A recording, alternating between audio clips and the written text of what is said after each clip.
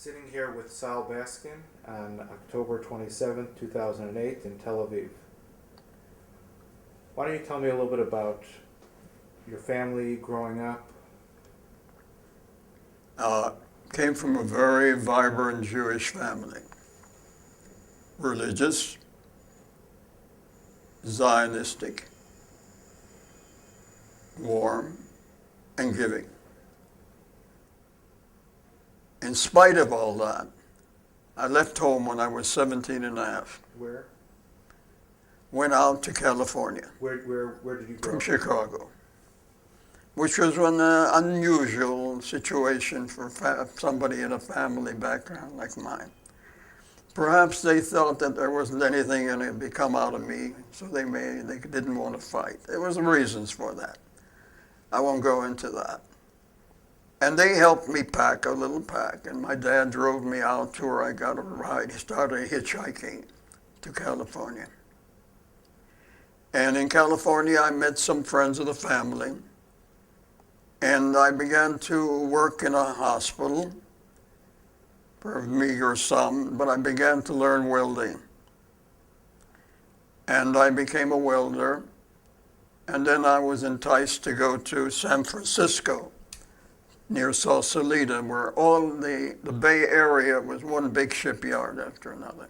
You would never believe, if you go to California, across the Bay Bridge to Sausalito, which is very picturesque and everything else. But during the war, it was all shipyards, all along the coast. And so I got a job in there, and by the time I got 18, the law changed. They were going to draft people not only from 19, they were going to draft people from 18. So I registered for the draft. What year was this? 1942, in the beginning. I registered for the draft in Los Angeles. I was in San Francisco, so I took my physical in San Francisco. But my home draft board was in Chicago, and I got inducted in Brooklyn. That is, the story behind it is varied. I had an ambition to get a job as a seaman, but my father wouldn't sign because I was under 21. To get into the Seamen's Union, you had to get through the Coast Guard and you had to break the circle. He said, to sign, I won't. But to be inducted in the Army, you didn't need any signature. Your father did not have to have any personal responsibility, and they didn't ask him. If you were physically fit, you were drafted. And I found myself in North Carolina, and they were establishing a division, and around a camp, they were building up camps. You had forts, you had Fort Benning, Fort Bragg, and all these various camps. And I didn't have any basic training. One day I was told to present myself with other people, and we were a group of 500 privates without any basic training of any sort, not much of anything. And we didn't even have a proper leave, which was against Army regulation. And we found ourselves on a ship going to North Africa. And I must tell you that of all the boys on the 500, I was one of the few people who had been away from home. Most of the people there were never away from home, and they were in a constant state of shock. The ship we were shipped on was a Liberty boat, I worked on Liberty boats, and I knew about it. And I realized that in order to get a better situation, we were in a number 2 hold. And they had bunks from the bottom to the top. And the bathrooms, the heads, they call it, was built on the outside of the ship so that if you looked down, you saw the sea. And we got 2 meals a day, at 10 o'clock in the morning and at 2 o'clock in the afternoon. The group was, I would call it, if we were older, we would have had a mutiny, but then we didn't. and the convoy. And what I wanted to say is that I realized that I had a way to better my situation by volunteering to be on a 20 millimeter with a sailor on the armed guard. It's all a story, it'll come to a point. And only when we arrived in Italy, in North Africa, Morocco, did we get our Army specification number. What was our duty? And I realized that my job was an infantry rifleman, which is as low as you possibly can get.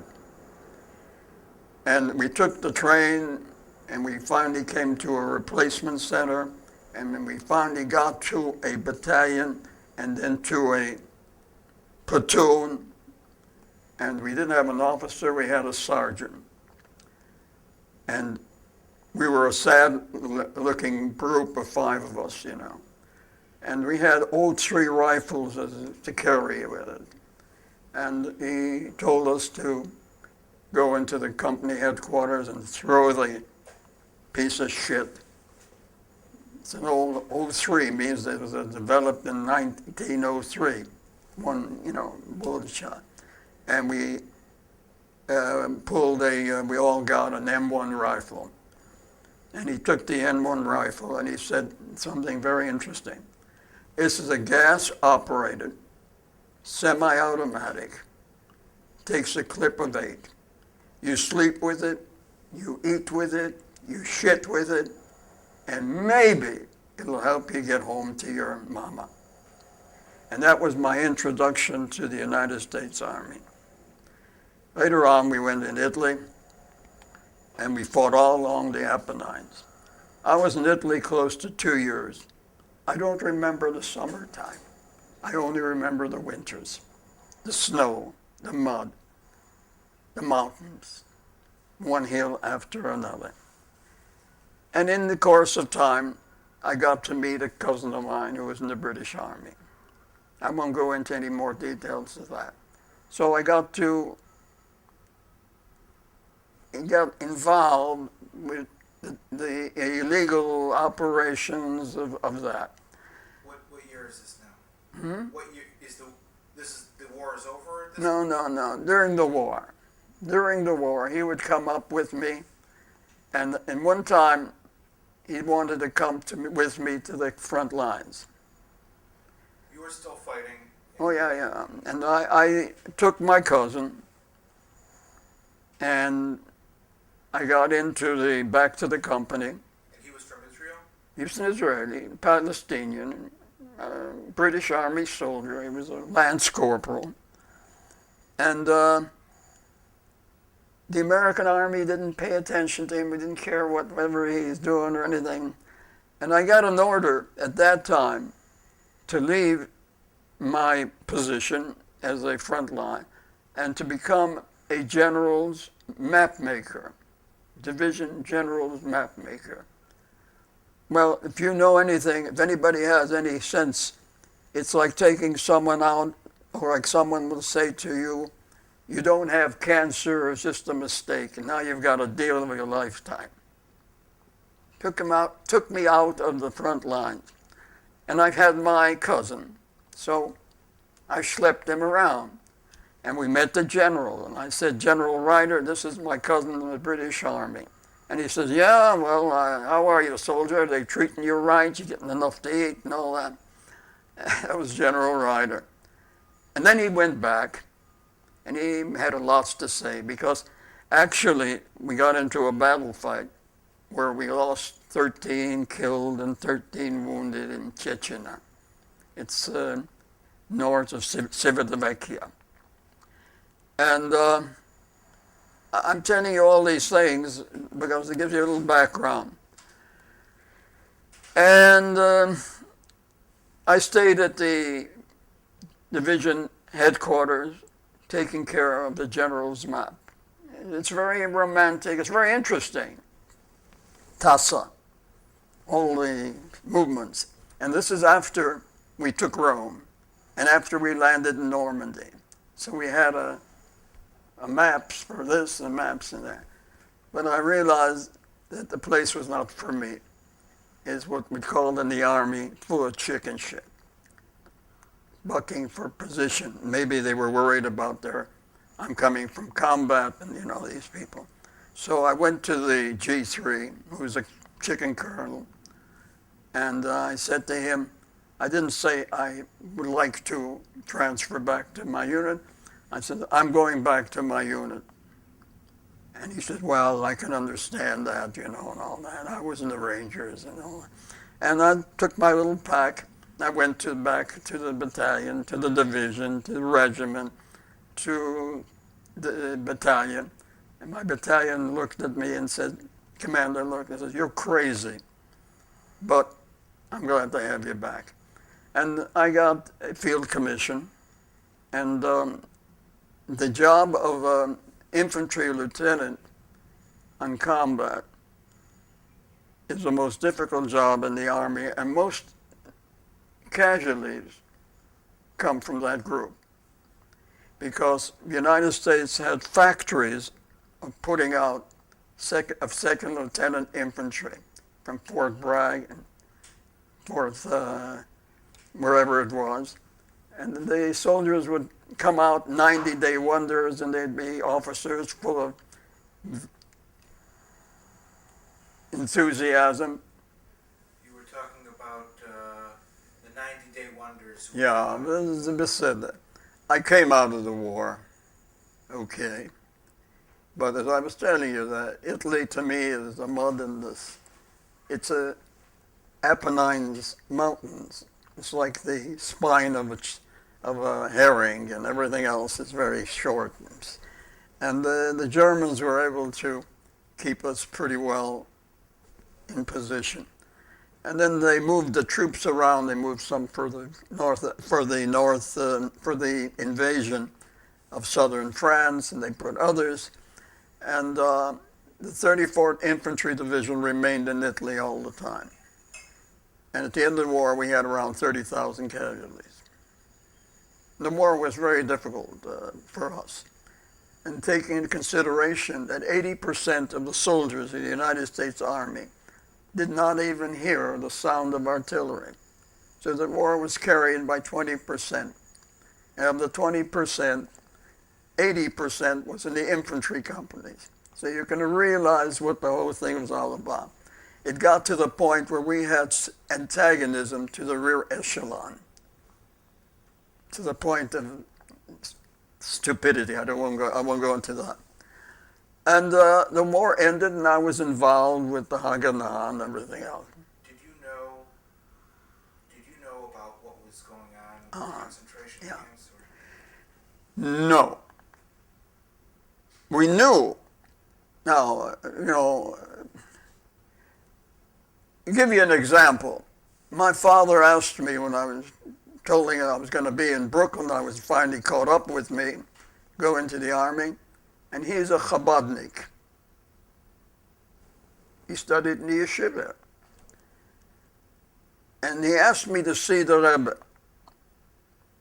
So I had an appointment, and the Chabad was very minor and modest in those days. It was not like it is now. And so I got an appointment at 11:30, and this Rebbe had a problem. He had a stroke, and he couldn't speak too clearly. And he was telling me that, I should watch kashrus, and the Gabbai was telling that the boys in the Army, they are living on milkshakes and everything else. So I thought about the milkshakes many times, and the lack of realization, of understanding. And they should have had experience in Russia. Soldiers were taken at 8, 9 years old and into the Army, and they served 25 years, and 25 years, they didn't know what was, they knew they were Jewish, and then they had certain privilege after that. They could live in St. Petersburg, they could live in Moscow, but they didn't have any Yiddishkeit or anything, and they had to get married and all that. So, what are you talking nonsense, And the war ended, and I went home and left immediately for Europe. And got involved with Aryeh. Now, Aryeh has many facets to it. We were having facets where we were having girls from the Hachshara. They would come on the trip on the carp, the marine carp, and the marine something or other. These were troop ships, which they turned into passenger ships, in which the women and the men were separated. The rest, everyone lived in bunks, one on top of another. That was the transportation in those days to go to Europe. And they would get gold, they'd give it to us, and we would smuggle it into Sweden, to Switzerland. Who's they? My group, because I had an American passport, which they took, and I traveled with 4 people. There were 4 of us. I had an Englishman, Jew. I had a Polish boy who was able to speak Polish. I had a boy from Turkey, and myself. We used Anders' army, the Polish, because they were still in Europe, and they were able to go through the borders like wind. And the Polish boy was able to speak to them.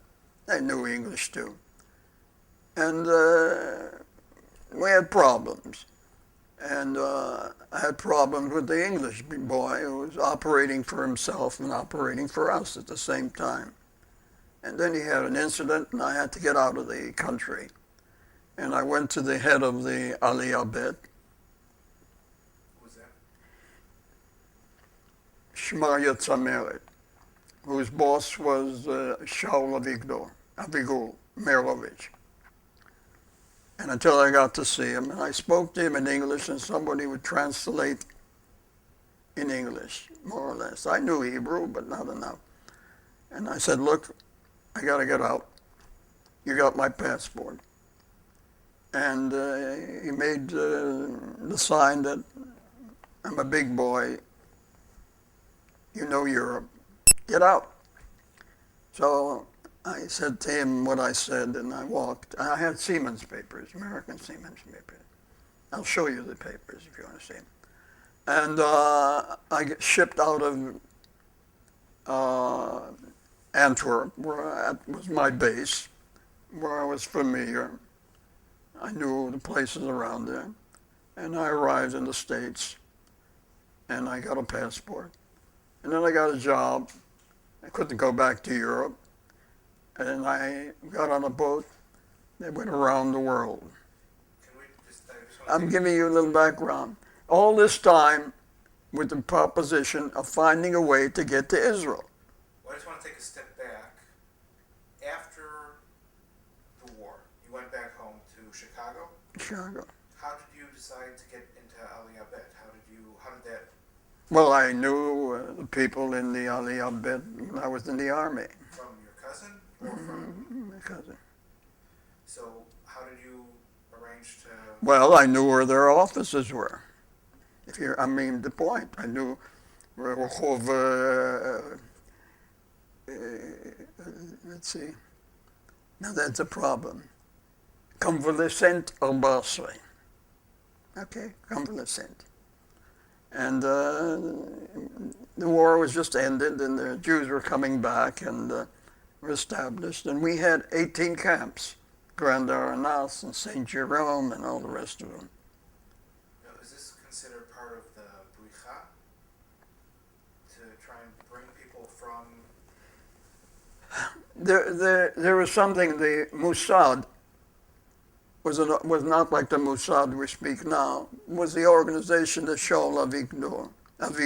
He changed his name, he was Shaul Merovich, but his son Avigdor was killed near the battle of near Nazrat. So he changed his name.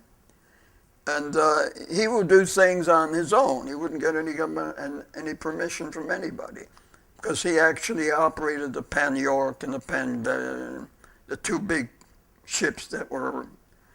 He decided to bring them into Israel. And to make a long story short, that was my job.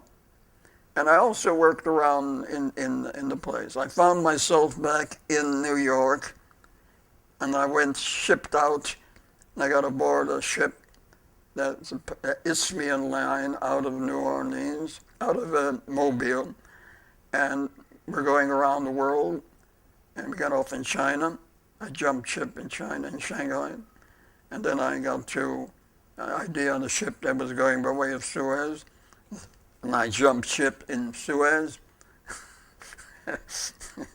It sounds like a story I'm telling you. It's Alibaba and his 40 thieves, and I got picked up by the British police. They were still in the harbor, in the canal zone, and the American embassy in Alexandria sent a guy with me and took me under the arms, and he's going to get me on a ship as a workaway, get out of this trouble.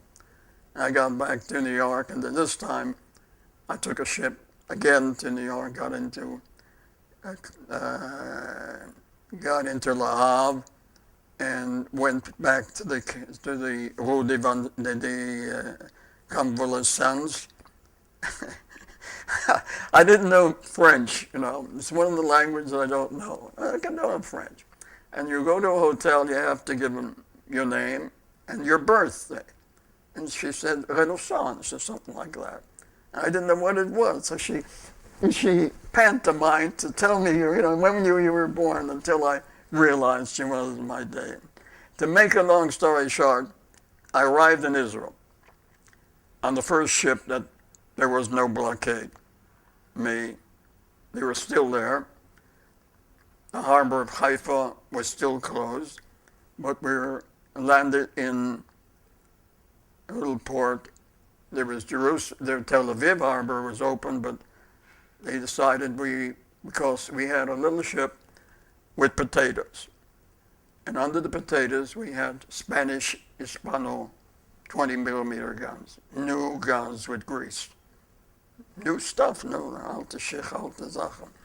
Finally got new stuff. But the point was, what are you going to do with the potatoes? They get rotten, and you have to have a gas mask to work with them. We finally dumped them in the ocean, and we got the guns, and then they sent me to the north, to Palmach, the same day. Okay, I just want to, this is 1948 already? 48, spring of 48, Spring of 48. Before the state of Israel was created.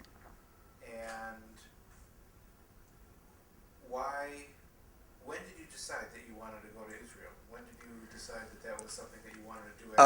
Well, the first thing I did, give you an idea, I changed my name. My name was Shalom Ben Tzvi. And they gave me the first military numbers. And Yachad Harba Kacha. My Teudat Zehut is 237046.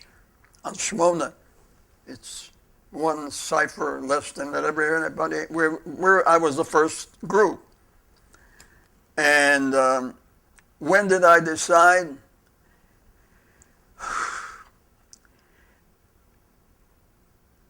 There was a serious streak in me. I was not just an adventurer. I wasn't a soldier of fortune. But I remember one thing when I was discharged. We landed in New York, and there was a bunch of officers, and they all came to me and they told me, you should stay in the United States Army. I don't know why. I do know why. They figured that the Army is falling apart. Everybody's getting discharged. No one's staying in. But I didn't. And I had this Zionist dream. And a dream that, in strange as it may seem, that I accomplished. Where was it from? From your family? Is that something that you got from your family growing up, or is it something that you realized? As part of they call it narcissistic. You visualize that you're going to be a semi-hero. I've gone through the war. I got decorated and all that shit.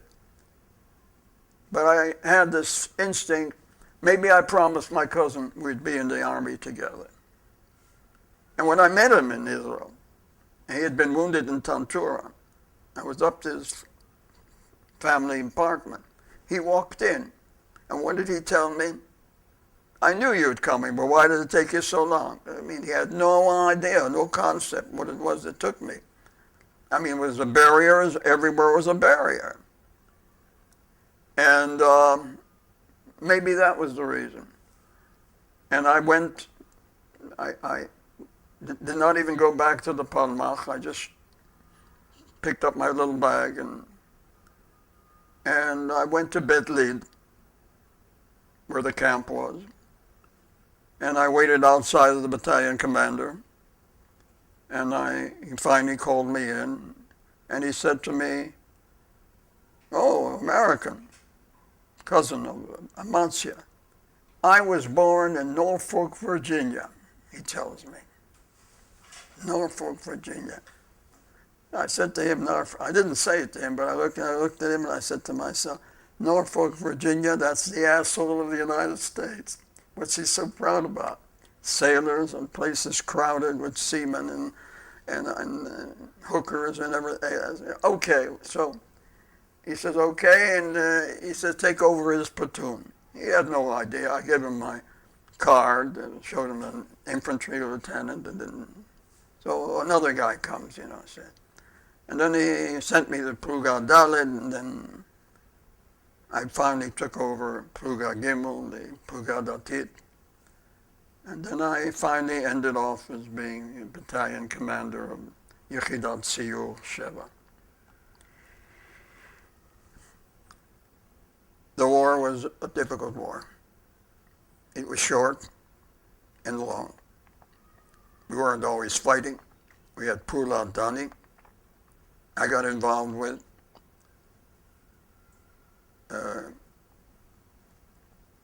Salome from Kula. Salome was a gangster, and we didn't go after him, but he was. And we attacked that Pula Dani Kula. Amongst the Kula was finally captured by Lechi. It was a village on the hills going up to Jerusalem, opposite Petach Tikva. And we were on top of a building. There was a fellow shooting a Bren with me. He got a bullet in his throat, and he died. And we fired, and he got killed. Sodomy. We didn't realize that, who was killed, but we came and found out.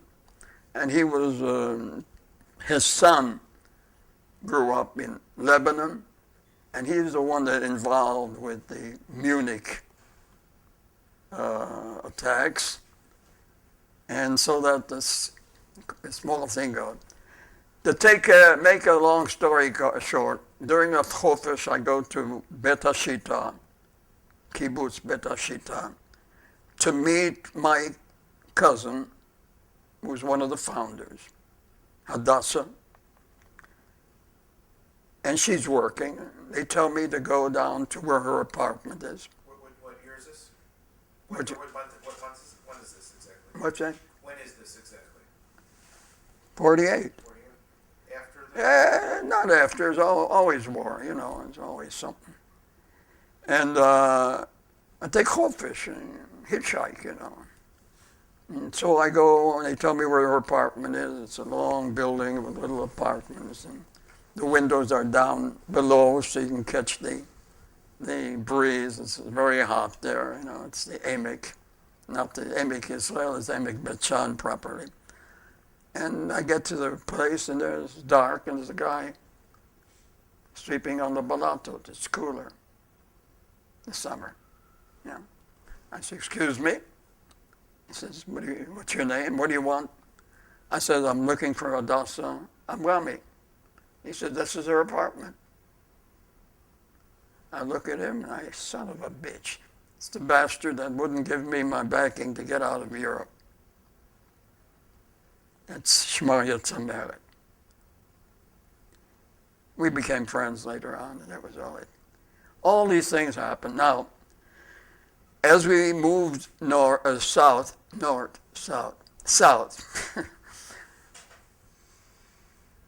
we got involved with the Battle of Fallujah. Fallujah was a pocket that the Egyptians were stuck. There's a road that leads from Gaza to Fallujah, to Bet Jubrin, to Hebron, to Jerusalem. And we cut off the road from the north, and we cut them off from the south. And it was a brigade, regular Egyptian brigade. And they're anchored on two towns, Fallujah and Aryeh Manshia. And in the middle there is a Tel, near Aryeh Manshia. And they decided that they were going to wipe out the pocket because politically it was like having a cancer in your stomach. We were unable to, I can't explain it too much, but we had a certain amount of chutzpah we should not have had. And when I saw the plans, I knew it was very, very chancy. We had 400 fighters. The Egyptian brigade consisted of almost 3,000 men. They had a colonel, a Sudanese, who was very good. And he had his information officer, intelligence officer, was a fellow by the name of Gamal Abel Nasser. We knew from the radio reports we were listening that they were organized, and they were being supplied regularly by camel caravans, because the pocket was almost 10 kilometers around, and we had very few people to make ambushes. And it was raining all the time, and the troops were tired. And then we were ordered to attack. And to the attack, they had 3 companies. In between the 2 villages, there was a bridge. And Eitzel had to take the mishlat of the bridge so they would prevent him from making any come up to help. They didn't succeed, so the 3 company commanders and the 2nd commander of the brigade, of the battalion, stood there in the rain, deciding what the hell they were going to do. What was your position? Aryeh Manshia. Now, what year you were? What was your job? What was your? Well, that was an interesting story. I left the company a week before to take the armored units. So that my assistant took over. And my cousin was 2nd in command of B Company. Yitzchak Modai was in charge of the jeeps. The wadi was full of water. Mud, admat lis, means from the Nile, ze kemo tiach. My job was to take Fallujah from the former airport, the air base. They flew it during the war. B-24s flew to attack Ploiesti, right there. And stop it a second. Okay? Pluga Aleph, Osata Pritza made the break. Pluga Bet. Well, actually, I got orders because Mfaked Pluga Bet, the company commander, Yanker Lebrenner, stepped on a mine. And so my cousin was 2nd in command, and the battalion, and the division, or the regiment, whatever it was, Chativa decided that I should go and take over Pluga Bet. And my cousin would be my second in command. I said, look, this doesn't make sense. I don't know anybody in Pluga Bet. And my cousin should take over the company. He knows everybody. So they told me, well, what can you do? I said, I'll send my second in command. He sent him a cable, and he sent me back if he can take my gun. And I said, go ahead, take my gun, take whatever you want. And they attacked, and Pluga Gimel was supposed to go up the Tel and take over the Tel, where they had the Vickers guns. The Egyptians were using that as a base. Well, Pluga Aleph did not have anybody injured. They broke into the town, the village. You'll see that, I'll give you it. Pluga Bet, I heard my cousin saying that the Kval Kmat Beyadenu, they already had prisoners. And suddenly I got an order to go all the way around to Bet Jibrin because the situation was deteriorating. And it did. By the time I got there, on the other end, the battle is over. Pluga Bet, my cousin, got wounded again, and my second in command that I sent was killed. Otherwise, he had another one or two other wounded or killed, I don't know. And Pluga Gimel, the religious company, got the brunt, and only 14, less than that, probably 5 were prisoners, and the rest escaped. And I tried to go in through Bet Jibrin, Derech HaMelech, there's the road. And I was ordered not to. Probably he was right. It was mined and all that. But I figured I had Zachlamim, half tracks. I told my second in command, another fellow, an officer, Tuvia Elder, you go first. You've got 2 bezet. And I told him later on why I wanted him to go, because let him go on the first mine and I'd be okay, you know. So later I went in with a couple of jeeps into town, and any Arabs we found, we chisalnu them. But there was nothing there anymore. So I went back to the battalion headquarters, and everybody is sitting around like Tisha B'Av. And I told them, look, at least they had fought with guns in their hand. This is the honest truth. The girls were crying, you know, all these people, it's a blow.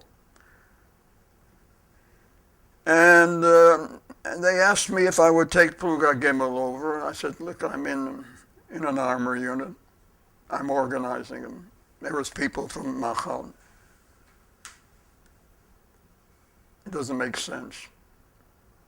Maybe I should have taken them over. Maybe I should not have. I should have taken over Pluga Bet. Because the boys that came back, they figured that if I was in Pluga Bet, and I knew that Pluga Aleph was in a situation, I wouldn't leave. I'd have an Nekudat Koach until we get organized. But I never realized that there was no soldiers between us and Bet Romano, Tel Aviv. You know where Bet Romano is? This is a building on Chov Yafo. That was the headquarters, you know. There was nobody. Because the rest of them were fighting in El Arish and all the other places. We stretched ourselves thin to the point. So I was basically the only koach left, because Givati was pretty well wore out. 32, I was in Gedut 33, was 32 was pretty well wiped out in Latrun and in Kula. I found them, by the way, in Kula. I found 18, and then there was another group I didn't know about. They were all cut up. And I accused them. My personal opinion is that they were fell asleep, but I'm not going to tell you that. And that went through, and I reorganized it, and I was responsible for Arad and for Beersheba. And I had a pilot with an airplane to my service, Bernstein, a rabbi from Brooklyn. He was part of Bnei Akiva there, and he was a pilot. He was my pilot, because I had a plane and I had armor. And then I got involved. I got involved before that in the Altalena, during the beginning of the ceasefire, on the side of the army, of course. And it was a very, very traumatic experience for me. Now, this is the sum total of the active fighting in the War of Independence. There was later on, there were other incidents. I had trouble with the Army in its outlook. I was almost court-martialed for crossing the border and chasing the Arabs who were stealing cows into their area. I'm trying to bring it up to the highlights. By the time the war ended, in 1949 in the spring, Aryeh was the commander of my unit. This was which unit? Hmm? Which unit was this? I was in 37. And your assistant was? Aryeh. Schneiderman. Now, Sharon. Now Sharon. מה עוד?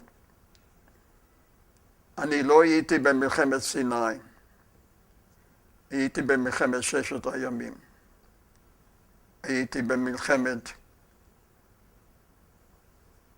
יום הכיפורים. הייתי במלחמת התשה.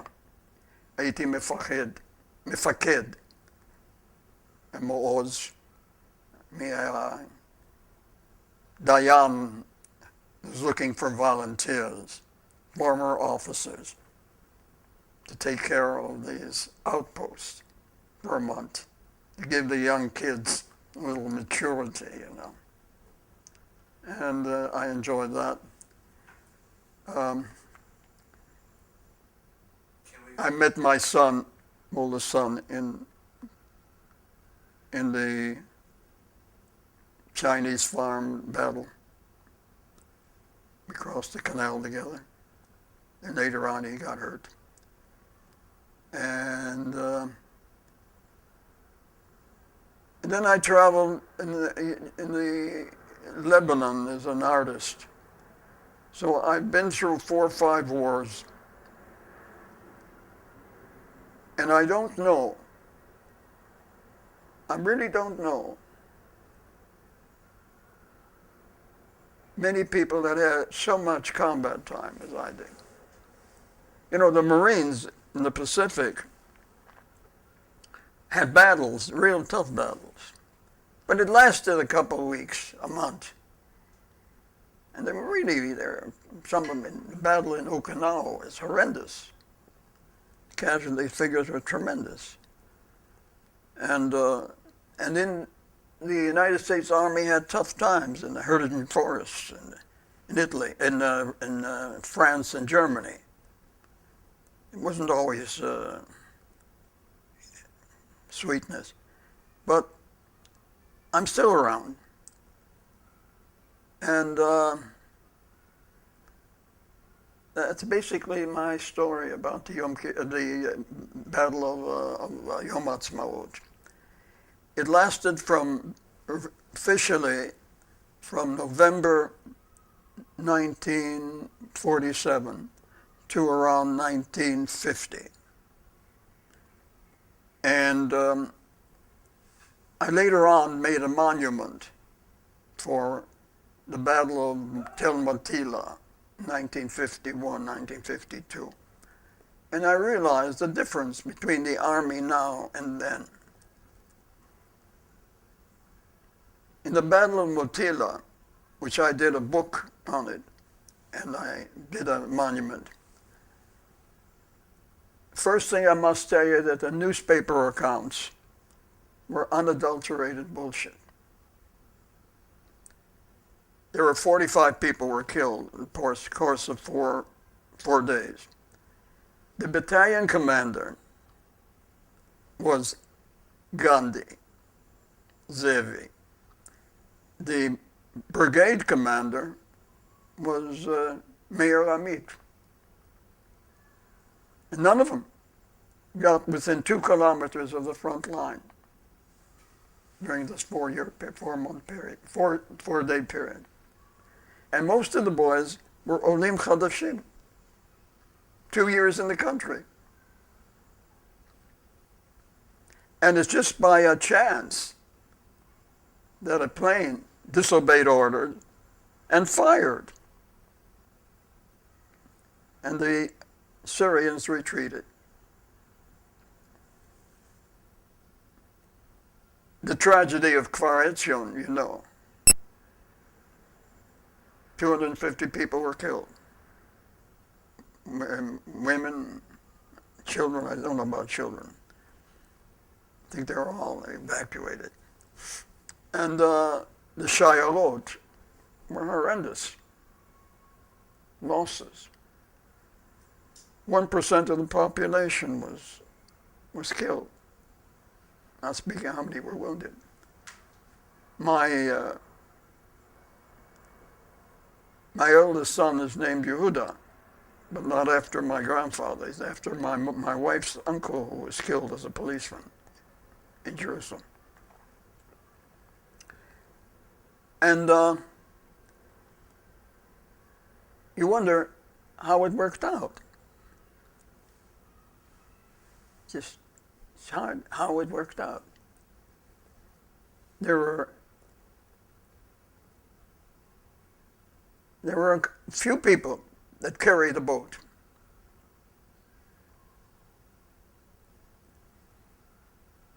I stayed in Ramat Gan, where my aunt and uncle lived, where my cousin lived.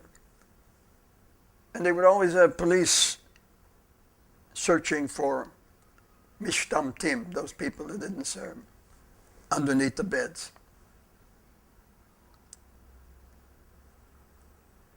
The army now is so far superior in every respect, but so is the enemy. So it all works itself out. But the advantage that the Arabs had against us, with the meager, but they have equipment, makes me think that there was a finger of chance. What do you call that? Fickle finger of chance, or the chance of the finger of God that saw us through. And all these new historians that say we were stronger, we were this, they don't know what they're talking about. They have no idea what they're talking about. We were not in any way equal to them in organization and everything else. I'm not speaking about the groups, the armies. And it's just one thing after another. Everything was we were more organized in that way. We were more united.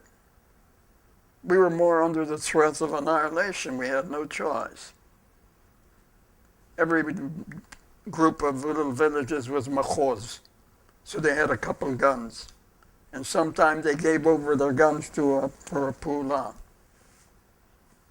And that's all they had is the guns. And then you realize something very important,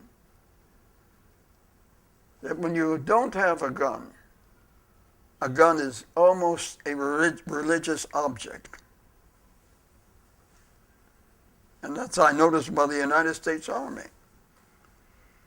Not all generals that went through West Point were worth a shit, but some of them at least had the background.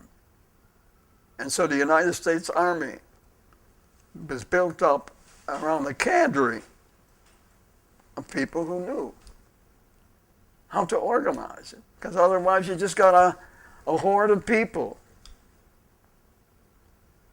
And we had it in Israel in its own way. I think I've talked enough. I want to go back to a couple things, if it's all right with you. Do you have any memories or recollections of when the state itself was founded, when May 1948? Do you remember? Yeah, certainly. I didn't. I knew when we swore allegiance. I was in a camp in Hadera, coming from the Palmach to Tel Aviv and to join the 3rd Battalion, Alexandroni, the 3rd Brigade, which was based in Netanya. And I knew I got my card, my Teudat Zut. But did it mean anything to me then? No, I didn't. I didn't know. I didn't realize the historic significance of it. I don't realize that. When I retrospect, think about all, I realize that two things happened. I had a small part, an active part, in the creation of the State of Israel. But the biggest reason I remember that, because of my coming and getting involved, I happened to meet one of the nicest girls in the world, my wife. I met her in a cave in Bet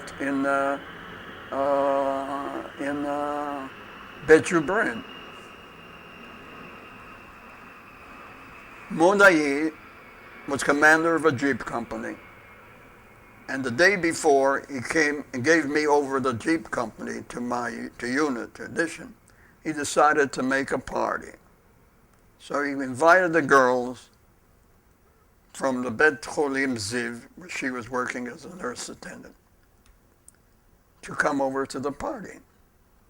And it was done in a cave where Abraham ran away and found refuge in the caves of Bet Jubrin. And they had a nice party with a bonfire and a bar and everything else. And he's sitting up here, and I said, no, I'm not going to go to that party. What is this? Spain, where they shoot and go back to the tabarna, and they go with the girls and they go out and shoot again. It's supposed to be war. And, but they, played accordion music, and I came to hear, and I stood there. And he saw me, he says, come by, sit down. Here's a girl that speaks English. He didn't know if she did speak English at Timbuktu. I have a book if you want to read it, but I won't bother you with it. Anyhow, then they danced Ohra, and she sprained her ankle, and I went up to help her, and that's the story of our life, was the story of our life. So that is the sum total. I've done lots of things. I've worked in the oil fields. I've worked as a seaman. I worked as an advertising executive. I worked as a publisher. I'm an artist. I'm a sculptor. And lots of other things. I worked in shipyards. as a welder. I've done everything, more or less. Jack of all trades and a master of none, be it what it may. And I'll show you some of the things I've done. But you can't show that on television, on this film. Can you had mentioned the Altalena. Yeah.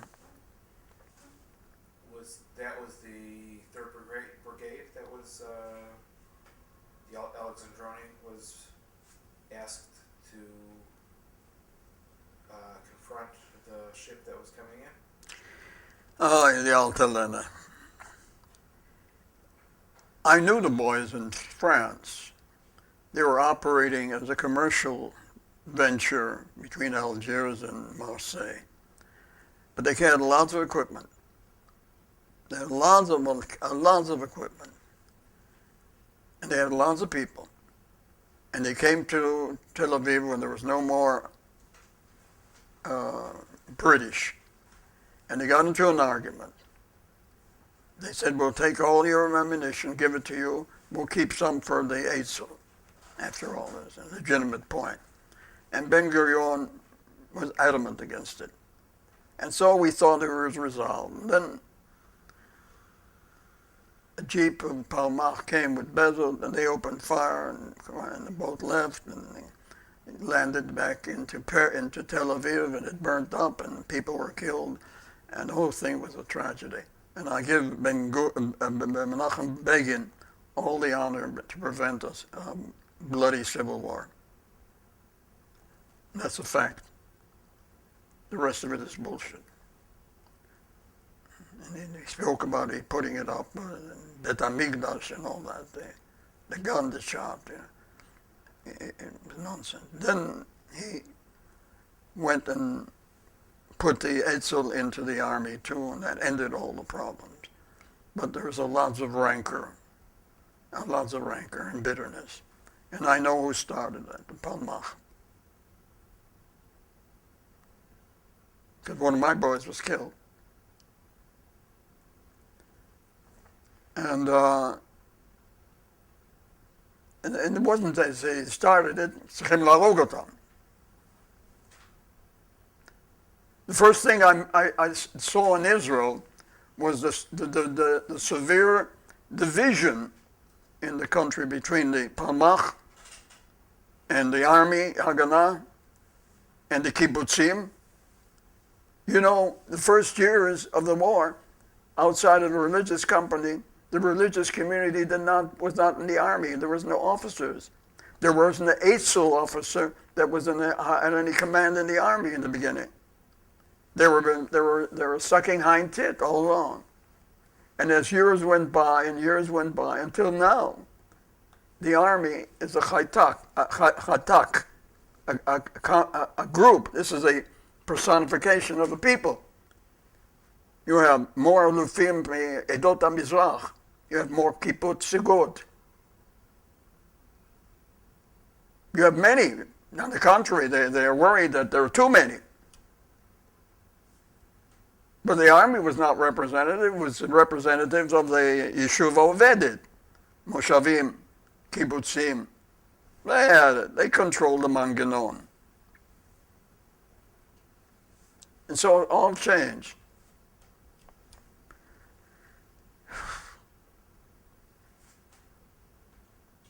אני חושב שגמרנו. I want to show you certain things. But How much time is left? I'm going to show you something else.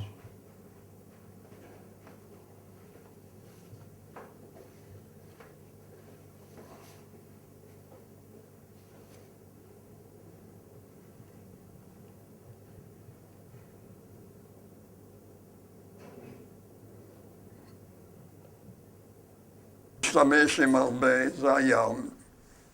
הייתי שנה וחצי ימאים, ואהבתי את הים. Wait, English? I'm better talk in English. This is a picture of an ocean, of the waves. I spent around a year and a half traveling. The 4 seas and 7 winds. exotic names and faraway places. And it is something that has a great effect on me. As you can see, I have a lot of seascapes of all kinds. And I realize that the ocean covers 3/4 of the earth, and it's mostly water and it's mostly friendly, but sometimes it's very, very, very dangerous. And this is a seascape.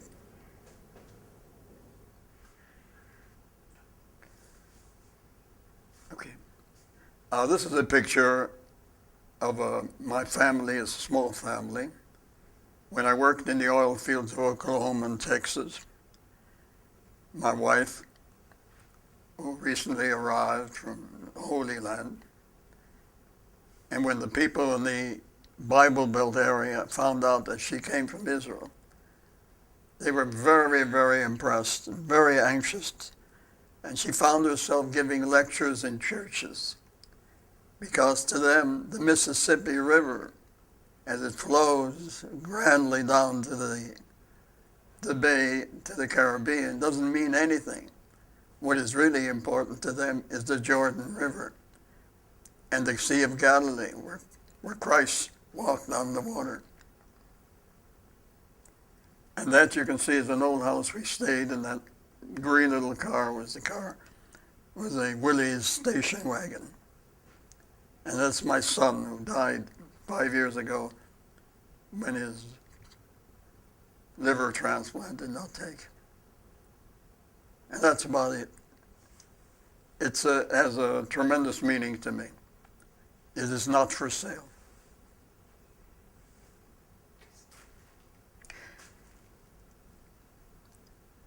When you sailed American ships during the war and after the war, there was a strong union. You get off a ship, you sign off, you go to the union hall, and you wait for your turn to get the next job. And they ring a bell. The 2 sailors, seamen, ordinary seamen, and a cook, and all these people, they throw in their cards. And the one with the longest stay on shore gets the job, gets to go to the ship. And they tell you there's a ship, DeSoto or someplace out in Red Hook or someplace where it may be, in Baltimore or any place you go. And you go aboard the ship and you sign up and you travel. And in between you wait for your ship. And that's where the little suitcase is. You're waiting for the ship. In the beginning, as you wait, you've got money in your pocket, a little bit. And by the time you get to your ship, next ship, you're living on coffee in the end, you know. And it's fascinating, it's interesting. The people are interesting. There are sailors that have been all over the world and haven't seen a thing. Never get off the ship or never get past the first bar. And they have an allotment where they have to send home, or they're allowed to draw only a certain amount, but at the end of and they've been all over the world and haven't seen anything. All they know is the Skipperstrasse and the Zanzibar and the Brooklyn Bar and the people that make a living off of them. And in Manila, I remember, we didn't know where we were going. I finally ended off in Legazpi. And we got to the pier, and the girls there were waiting for him. They knew ahead before we did. So that's, but it's an interesting thing. There's a saying, there used to be, the ships were made out of wood and the men were made out of iron. And now the men are made out of wood and the ships are out of iron. So everything is organized on your union ship.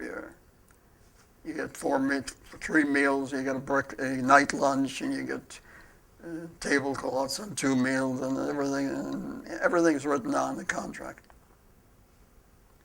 But it's interesting. And if you enjoy it, and if you go around and look around like I did, I'll tell you a fascinating story, and then we kind of shut up. We got on to a little place called Palawan Group in the Philippines. We were loading and unloading we were loading more surplus of all kinds. And it was a tramp steamer, basically. And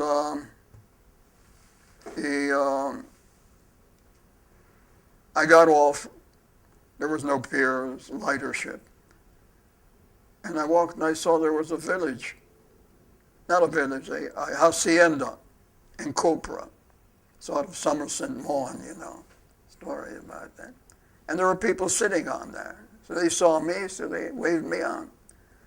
And I sat down and I noticed that they talked to the old lady in Spanish. Because, the Philippines was a Spanish possession for 300 years. And then she left and she changed her dress. Visitor. And she had a tachshit. I looked at it. I said, can I see it again? I picked it up, big silver tachshit. And it was Shin Dalet Yud Shaddai. Actually, I was in a state of kibalti smamot. I told to the younger people, do you know what this? And they said, no. They're good Catholics, And the old lady knew a little bit about it. I wondered why she changed her dress, and I wonder why she carried it, but forget about that. I'm sure she never met a Jew. And her name originally was Pinto, because the Spanish Jews are Pinto, Vargas, and all the rest of it.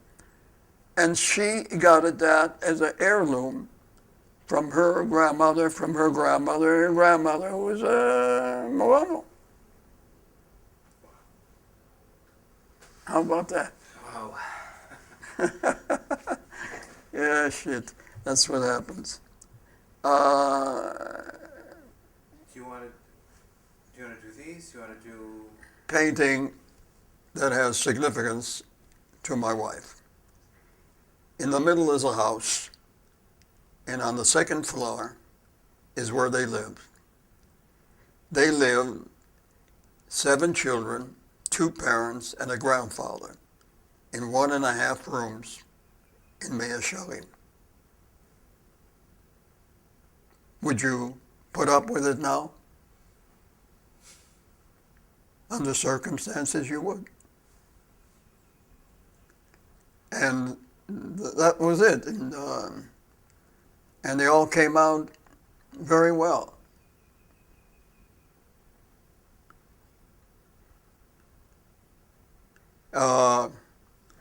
Oshik, I don't know if he remembers that, knows all about that.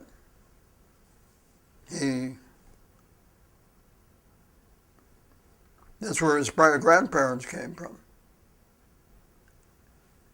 My wife is Oshik's aunt. So his father. His father, who now was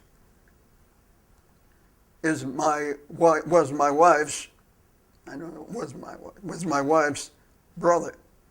Okay. He's the first cousin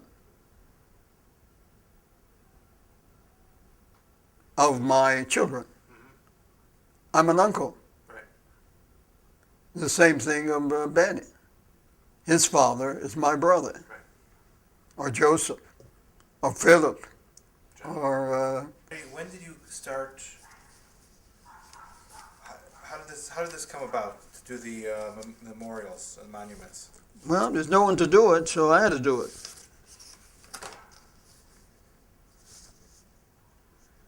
But did you have experience in that type of... In that type of... What's that? This is not the same as... Switch? Yes. Which one we see now? We watch now. This one.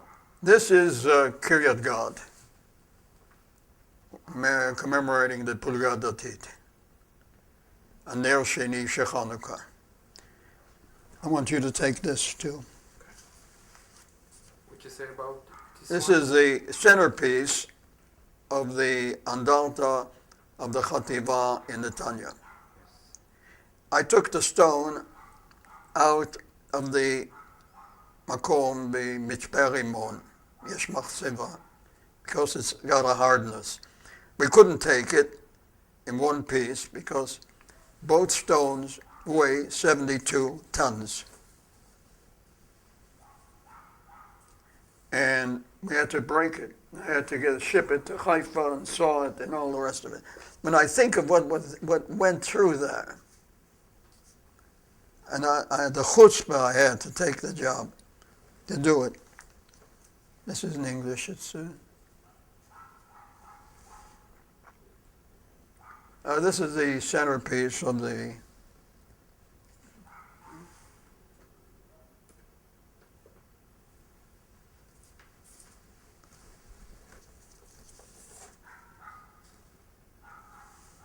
This is a bigger view. This is, yeah, take that one. Yeah, I think it's enough.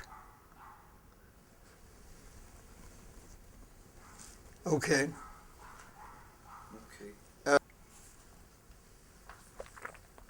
Who have you interviewed so far?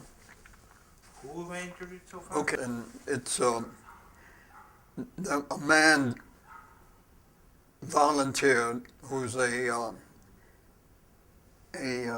architect for gardens and all that, and he was not a member of the company or anything else. But he did out of it pure volunteer, and he did a marvelous job. Now there are many trees growing up there, and you get it right here.